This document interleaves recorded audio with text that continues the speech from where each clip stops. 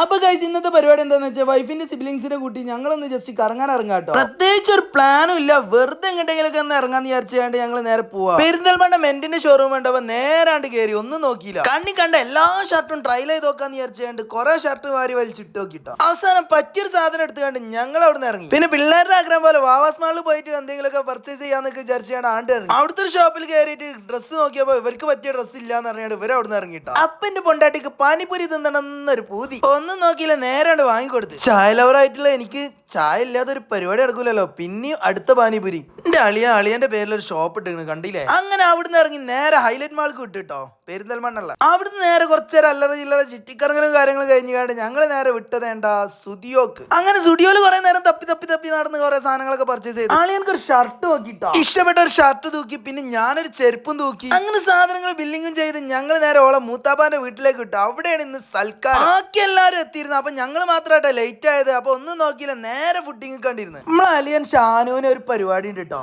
വേറെ ഒന്നുമല്ല, പഴയ ആന്റിക് ആയിട്ടുള്ള ഐറ്റംസും സാധനങ്ങളൊക്കെ ഓന്റെ കയ്യിൽ കിട്ടില്ല ഐറ്റംസ് ഉണ്ട്.